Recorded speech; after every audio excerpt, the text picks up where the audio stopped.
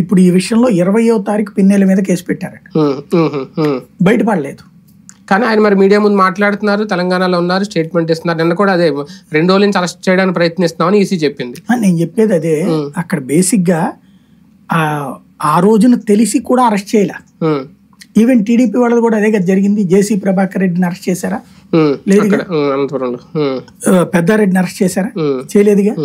అతని పేరేంటి, పొలవర్తి నానిని అరెస్ట్ చేశారా? మోహిత్ని అరెస్ట్ చేశారా? చేయలే. రీజన్ ఏంటంటే అధికారులు నాన్ కాంట్రవర్సీ, అంటే ఇలాంటి టైంలో ప్రభుత్వం నడిపేది అధికారులు, వీళ్ళు డేరింగ్ స్టెప్స్ తీసుకునే ధైర్యం చేయరు. ఎందుకంటే ఇప్పుడు ఫర్ ఎగ్జాంపుల్ మీనా రేపు పొద్దున ఎన్నికలు అయిపోయాక ఆయన మామూలు అయ్యాయి, ఎవరు అధికారంలో ఉంటారో వాళ్ళు రేపు పొద్దున ఇతన్ని టార్గెట్ చేస్తారు. ఇప్పుడు ఫర్ ఎగ్జాంపుల్ తెలుగుదేశం వచ్చింది అనుకోండి, ఈయన యాక్షన్ తీసుకున్నాడు అనుకోండి టీడీపీ వాళ్ళ మీద, ఈయనకి రేపు పొద్దున ఎర్త్ పెడతారు.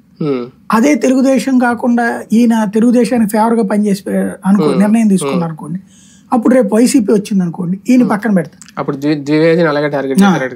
కాబట్టి ఆయన ధైర్యం చేయాల డెసిషన్ తీసుకోవడం. రెండవది కింద స్థాయి నుంచి రిపోర్ట్ పంపించాలి. కింద స్థాయి సిబ్బంది ఆ రిపోర్ట్లు పంపించాల. ఎందుకని? భయం కావచ్చు, లేదా కొలైడ్ అయిపోయి ఉండొచ్చు, అవతలతో కుమ్మక్క అయిపోయి ఉండొచ్చు. ఈ రెండిట్లో ఏదో జరిగింది. దాని ఫలితంగా అవేవి కూడా బయట పెట్టాల. అంటే వాళ్ళు ఎవరు రిపోర్ట్ రాయాల, వాళ్ళు రిపోర్ట్ రాయకుండా ఈసీ డెసిషన్ తీసుకోవడానికి ఉండదు.